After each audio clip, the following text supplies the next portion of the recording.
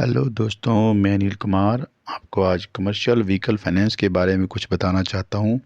हमारे कुछ व्यूअर की चॉइस पर हमने ये वीडियो बनाया है। वो कहते हैं भी हमें नया ट्रक के बारे में तो पता भी कैसे फाइनेंस होता है, कभी हैवी कमर्शियल गाड़ी कैसे फाइनेंस होती है और पुरानी गाड़ी कैसे फाइनेंस होगी। तो मैं इस कन्फ्यूज़न को आज दूर किए जाता हूँ। मैंने एक ऐसा वीडियो बनाया जिसमें पहले मैं आपको नई गाड़ी के बारे में बताऊँगा, फिर मैं आपको पुरानी गाड़ी फाइनेंस के बारे में बताऊँगा। इससे आपको पूरी डिटेल मिल जाएगी। ओके। जैसा आपने मेरे वीडियो में देखा होगा, हैवी कमर्शियल व्हीकल आमतौर पर भाषा में अगर हम बात करें तो हम ट्रक वगैरह हैवी गाड़ियों के बारे में, फाइनेंस के बारे में बात करने जा रहे हैं। इस सेगमेंट के अंदर सभी कंपनियों ने अपने ट्रक्स वगैरह और बड़ी कमर्शियल गाड़ियों को लॉन्च किया है, जैसे टाटा, आयशर, लीलैंड, महिंद्रा, भारत बेंज और बहुत सी कंपनियां हैं मार्केट में जो ट्रक्स वगैरह बनाती हैं और आपको इजी फाइनेंस वगैरह भी करवा देती हैं। ज़्यादातर ये अपना भी फाइनेंस रखते हैं शोरूम वगैरह में, ऐसी कोई दिक्कत नहीं होती। आमतौर पे कस्टमर को ये पता होना चाहिए उसके पास क्या क्या डॉक्यूमेंट होना चाहिए, क्या क्या उसको उस टाइम देखना चाहिए जैसे कन गाड़ियों को फाइनेंस करवाने जा रहा है। ठीक है दोस्तों। आजकल आप हैवी कमर्शियल गाड़ी यानी ट्रक वगैरह कोई शोरूम वगैरह में लेने जाते हैं तो वहीं पे ऑटोमेटिक ही बैंक वाले बैठे होते हैं, फाइनेंस करते हैं। तो ज़्यादातर जिस कंपनी का आप गाड़ी वगैरह ले रहे हो, ज़्यादातर उनका ही फाइनेंस होता है वहाँ पे। वो इजीली आपको फाइनेंस कर देते हैं। इसलिए ज़रूरी होता है कि सिर्फ आपको डॉक्यूमेंट वगैरह पता होना चाहिए कि नई गाड़ी आप लेने जा रहे हो, उससे पहले आपको क्या क्या प्रोसीजर करना पड़ता है दोस्तों। इसके लिए नॉर्मल से आपको जिस व्यक्ति के नाम से आपको गाड़ी लेनी है, ट्रक लेना है, तो उसका आधार कार्ड, पैन कार्ड और उसकी 6 से साल की स्टेटमेंट होती है, 6 से 1 साल के बीच की स्टेटमेंट, 2 फ़ोटो लगती हैं, 3 चेक वगैरह चाहिए होते हैं। और जब आप डॉक्यूमेंट वगैरह बैंक में सबमिट कराते हैं तो वहीं पे आपके कि सिबिल स्कोर वगैरह चेक कर लेते हैं।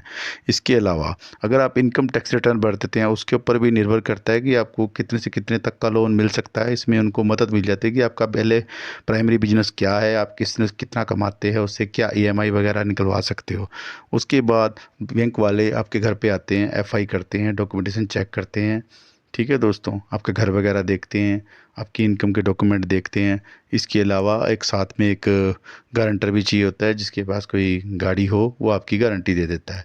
इसमें आपको सारे डॉक्यूमेंट इकट्ठे करके बैंक को देने होते हैं। बैंक वेरीफाई करके 1 से 2 दिन में आपको नई गाड़ी वगैरह इशू कर देता है। नई गाड़ी के अंदर जो है कम से कम 90 से 95% तक लोन हो सकता है, ऐसी कोई दिक्कत नहीं होती। और कई बैंक तो बॉडी भी अलग से लोन कर देते हैं, कोई दिक्कत नहीं होती नई गाड़ी के अंदर। ठीक है दोस्तों, ये तो प्रोसीजर मैंने आपको बताया कि आप नई गाड़ी ट्रक्स वगैरह लेना चाहते हो तो क्या प्रोसीजर है। सेम प्रोसीजर ही पुरानी गाड़ी में होता है। पुरानी गाड़ी में थोड़ा सा प्रोसीजर थोड़ा चेंज हो जाता है या लंबा हो जाता है, ये बोल देते हैं आप, क्योंकि पुरानी गाड़ी वो आप खरीदते हो 10 साल के अंदर ही कोई खरीदोगे, 4 या 5 साल को उस पर केस कराओगे। ठीक है दोस्तों, उसमें भी डॉक्यूमेंट तो सेम ही लगते हैं, थोड़े एक तो डॉक्यूमेंट आगे पीछे हो जाता है, क्योंकि आप पुरानी गाड़ी खरीद रहे हो तो उसमें आपको एक एफिडेविट चाहिए होता है, उसमें इंश्योरेंस चाहिए होता है, आरसी, टैक्स, परमिट, पासिंग, ये वगैरह सब कुछ आपको देखना होता है पुरानी गाड़ी के अंदर। ठीक है दोस्तों, फिर कंपनी एक एफआई करती है, गाड़ी की वैल्यूएशन करेगी, क्या मार्केट वैल्यू है, सर्वेयर आएगा, गाड़ी को चेक करेगा, उसकी मार्केट वैल्यू लगाएगा। उसके हिसाब से आपको बैंक लोन दे देता है। क्या आपका काम है, क्या आपका सिबिल स्कोर है, ये भी मायने रखता है जब आप पुरानी गाड़ी वगैरह किसी से डीलर से ख़रीद रहे हो। ठीक है दोस्तों, बाद में आपके नाम गाड़ी ट्रांसफ़र हो जाती है, बैंक का नाम चढ़ जाता है इंश्योरेंस के अंदर और आरसी के अंदर बैंक का नाम चढ़ जाता है। ठीक है, ये आपकी गाड़ी फाइनेंस हो जाती है। 3 या 4 साल के लिए आप जितने साल का टेन्योर बनाना चाहें उस बैंक के हिसाब से आप बना सकते हो, जितनी आपको सुविधा हो। ये हम कितनी किस्त वगैरह निकाल सकते हैं एक ट्रक की। ठीक है दोस्तों, जैसे आप पुरानी गाड़ी वगैरह लेते हो तो पुरानी गाड़ी लेते टाइम आप ये देखिए कि आप किस बैंक से लोन करा रहे हो, किस एनबीएफसी कंपनी से लोन करा रहे हैं। ये ज़रूर चेक कीजिए कि आपको इंटरेस्ट वगैरह क्या लग रहा है, क्योंकि बाद में काफ़ी परेशानी हो जाती है। तो फिर आप कहते भी हमें पता नहीं क्या इंटरेस्ट लगाया, किसी फाइनेंस वाले ने क्या नहीं लगाया। आप जाइए बैंक से डिटेल निकालिए या फाइनेंस कंपनी में जाइए, वहाँ से डिटेल निकालिए क्या इंटरेस्ट लगा रहा है, कितनी ईएमआई है, कितने सालों के लिए क्या सिस्टम बनने वाला है। और दोस्तों आप ये भी चेक कीजिए कि आपको क्या क्या ऑफ़र दिया जा रहा है, क्या आपको पेट्रोल डीजल वगैरह के लिए कार्ड दिया जा रहा है, इंश्योरेंस वगैरह कवर किया जा रहा है बीच में या नहीं, और इंजन कवर, बॉडी कवर आपकी इंश्योरेंस में है या नहीं है। बहुत सी चीज़ें आपको पुरानी गाड़ी के इंश्योरेंस में देखना होता है दोस्तों। और पुरानी गाड़ी फाइनेंस कराते वक्त ये भी देखना होता है कि आप जहाँ से लोन ले रहे हो उसको आपको क्या सुविधा मिल रही है। अगर बैंक आपको टायर वगैरह दे रहा है, कोई इंश्योरेंस वगैरह साथ में इंक्लूड करके दे रहा है, तो आपको बेनिफिट है। अगर आप स्टार्टिंग से ही पर्सन पैसे से ठीक हैं, कोई दिक्कत नहीं, तब तो आपको कोई फ़र्क नहीं पड़ता, आप कहीं से भी किसी से भी बैंक से एनबीएफसी से लोन ले सकते हो।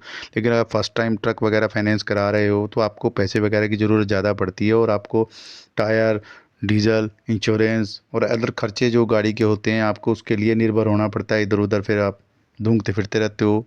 इसमें आप ये ज़रूर चेक कीजिए कि आपको इंश्योरेंस कितने का हो रहा है, बाहर कितने का हो रहा है, और कंपनी कितने कर रही है, क्योंकि इसमें भी आपको 4 से 5 हज़ार रुपये आप बच जाता है कम से कम। अगर आप थोड़ी सी रिसर्च करें, वही कवर आपको बाहर मिल रहे हैं, वही कवर आपको बैंक दे रहे हैं, तो इसमें थोड़ा सा आपका फ़ायदा हो जाता है अगर आप बाहर से इंश्योरेंस करा लेते हो।